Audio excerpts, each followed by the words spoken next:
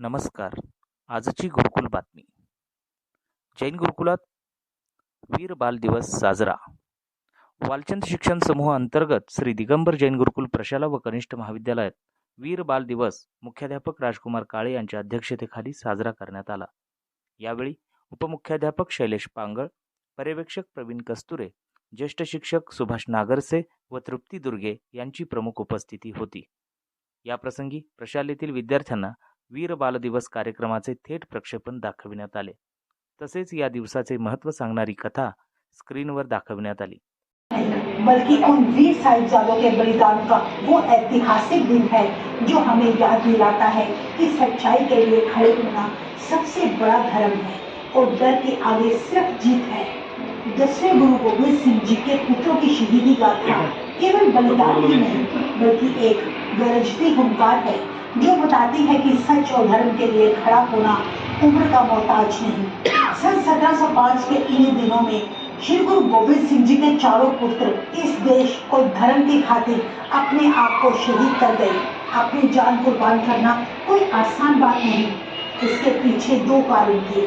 पहला, हिंदुस्तान की जालिम मुगल सरकार जो देश की जनता पर जुल्म ढा रही थी और देश के हिंदुओं को जबरन मुसलमान बना रहे. गोविंद सिंह जी के कहे अनुसार 17 और 14 यावेळी प्रशालेतील श्रावणी मोहरे, औदुंबरी पोतदार, अभिन्या भगत व प्रक्षाली सावळे या विद्यार्थिनींनी आपल्या मनोगतातून गुरु गोविंद सिंह व त्यांचे सुपुत्र फतेह सिंह व जोरावर सिंह यांच्या बलिदानाबद्दल माहिती सांगितली.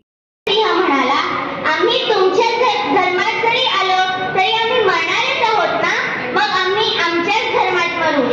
त्या दोन बालकांना त्याने भिंती चिरून मारले.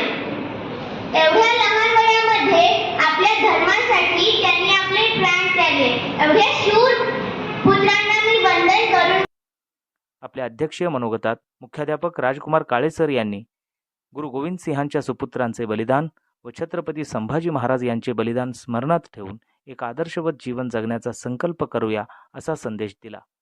या कार्यक्रमाच्या यशस्वीतेसाठी प्रशांत देशमाने यांनी तंत्रसहाय्य केले, तर जितेंद्र कुमार डहाळे यांनी आपल्या सुंदर हस्ताक्षरात फलकलेखन केले. या कार्यक्रमाचे सूत्रसंचालन विकास शिळे यांनी केले, तर सुभाष नागरसे यांनी उपस्थितांचे आभार मानले. धन्यवाद.